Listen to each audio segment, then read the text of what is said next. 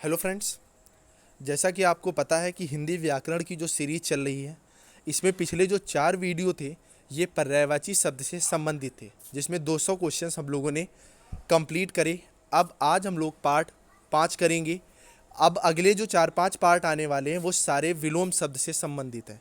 विलोम शब्द में हम लोग 400 के आसपास क्वेश्चंस करेंगे। उम्मीद है आपने पर्यायवाची शब्द के सारे वीडियोस देख लिए होंगे।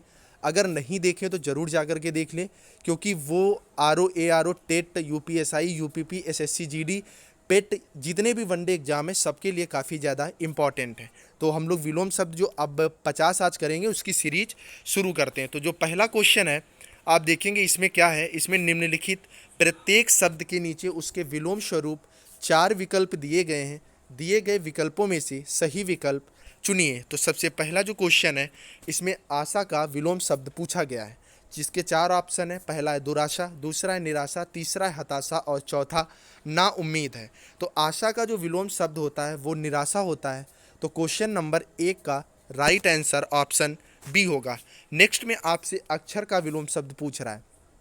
अक्षर का विलोम शब्द जो स्टूडेंट्स हैं वो निरक्षर लगा के चले आते हैं, लेकिन निरक्षर जो है वो व्यक्ति विशेष से संबंधित हो जाता है, क्योंकि आपको पता है कि निरक्षर का जो विलोम शब्द होता है वो साक्षर होता है। तो अक्षर का जो विलोम शब्द है वो आप लोग ध्यान रखिएगा, लिख भी लीजिएगा, क्षर होता है। क्वेश्चन नंबर 3 में आपसे परिचित का विलोम शब्द पूछा है। तो परिचित का विलोम अपरिचित होता है। क्वेश्चन नंबर 4 में आपसे आरोहण का विलोम शब्द पूछ रहा है। तो आपको इसके पहले मैं एक चीज़ बताता हूँ कि आप सबने छोटे पर आरोही अवरोही जरूर पढ़े होंगे। तो आरोही का विलोम शब्द अवरोही होता है, उसी तरह आरोह का अवरोह होता है और आरोहण का जो विलोम शब्द है वो अवरोहण होता है। तो क्वेश्चन नंबर 4 का राइट आंसर ऑप्शन डी होगा।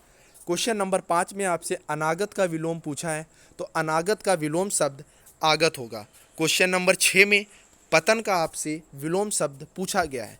अब यहाँ पर इन 2 ऑप्शंस में आपके सामने जो डाउट है वो क्रिएट होता है। तो उन्नति जो होता है, उन्नति का विलोम शब्द जो होता है वो अवनति होता है, और जो उत्थान का होता है वो पतन होता है। तो क्वेश्चन नंबर 6 का राइट आंसर ऑप्शन डी होगा। क्वेश्चन नंबर 7 में आय का विलोम शब्द पूछा गया है।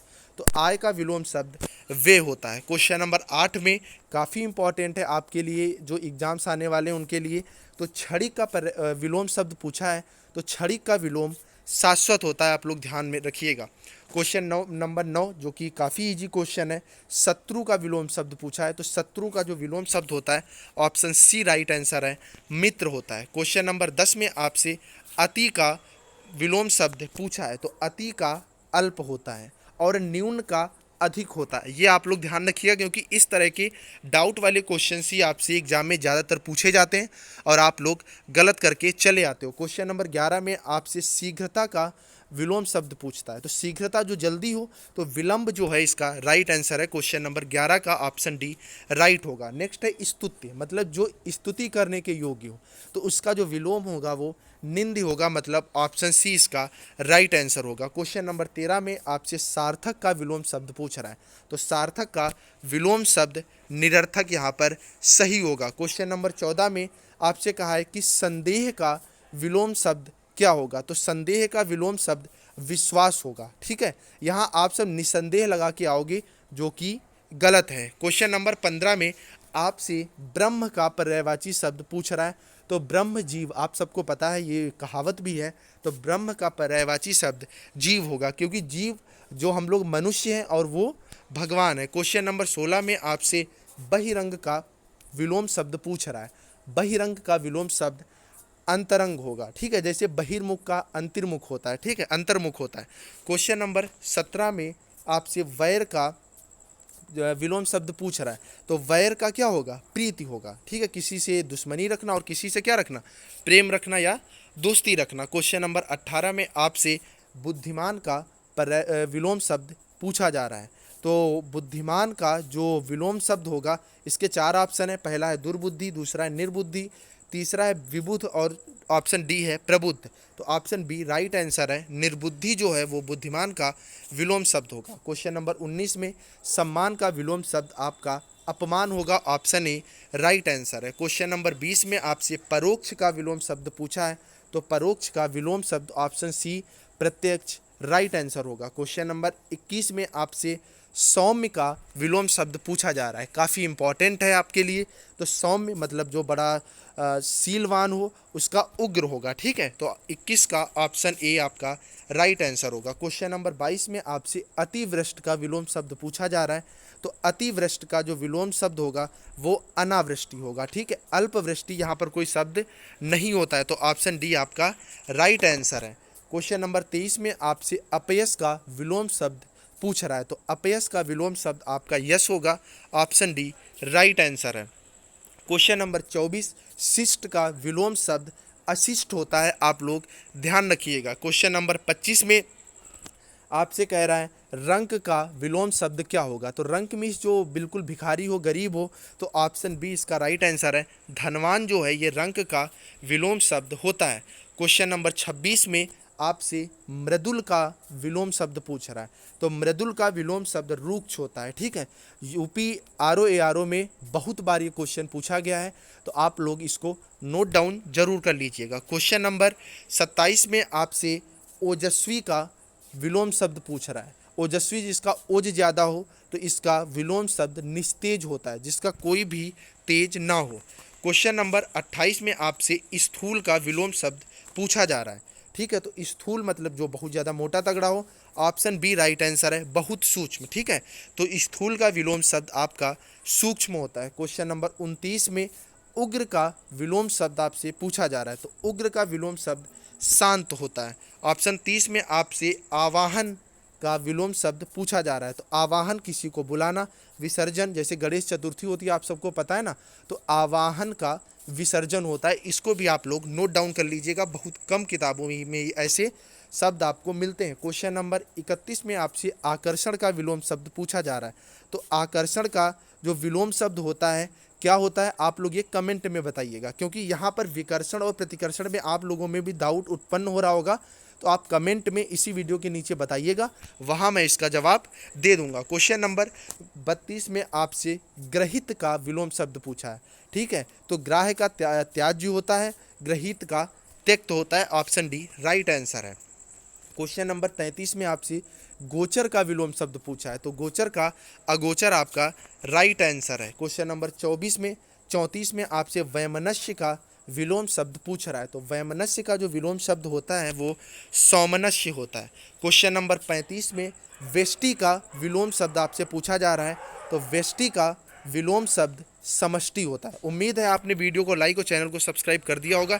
और यार एक शेयर जरूर कर दो, अपने अपने व्हाट्सएप जो आप लोग चलाते हो उस पर स्टेटस पे ज़रूर लगा दो, क्योंकि ये सीरीज काफ़ी ज़्यादा आप लोगों के लिए इम्पॉर्टेंट है। नेक्स्ट है सनातनी, मतलब जो जैसे कहते हो ना कि ये पुराने विचारों वाला है, तो इसे सनातनी कहते हैं। तो सनातनी का जो विलोम शब्द होगा वो आपका आधुनिक होगा, ध्यान रखिएगा।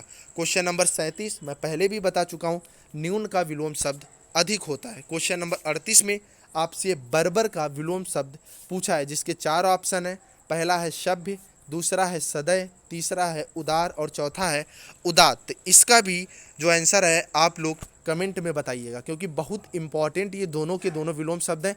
इनके जवाब आपको कमेंट बॉक्स में ही मिल जाएंगे। क्वेश्चन नंबर 39 में यथार्थ का आपसे पूछ रहा है विलोम शब्द। तो यथार्थ का भैया कल्पित होता है। क्वेश्चन नंबर 40 में नैसर्गिक का आपसे पूछ रहा है विलोम शब्द। तो नैसर्गिक का प्राकृतिक होता है। क्वेश्चन नंबर 41 में नवीन, तो नवीन का विलोम शब्द अर्वाचीन होता है। ये सारे ऐसे विलोम शब्द हैं जो कि काफ़ी इजी भी हैं और एग्जाम के पॉइंट ऑफ व्यू से भी काफ़ी ज़्यादा इम्पॉर्टेंट हैं। क्वेश्चन नंबर 42 में आपसे खल का विलोम शब्द पूछ रहा है। तो खल का जो विलोम होता है वो साधु होता है। क्वेश्चन नंबर 43 में आत्मा का विलोम शब्द आपसे पूछा गया है। तो आत्मा का विलोम शब्द परमात्मा होता है, क्योंकि आत्मा का मिलन परमात्मा से होता है, इसीलिए कहा जाता है कि आत्मा का जो विलोम शब्द होगा वो परमात्मा ही होगा।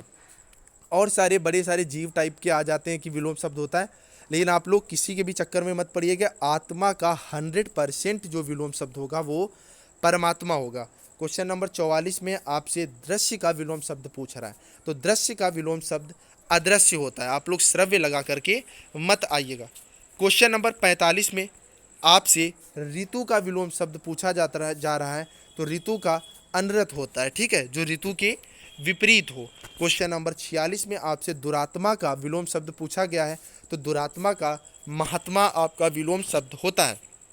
क्वेश्चन नंबर 47 में तरुण, ठीक है, तरुण किसे कहते हैं ये लोग आप कमेंट में बताइएगा। फिलहाल मैं इसका विलोम शब्द आपको बताता हूँ।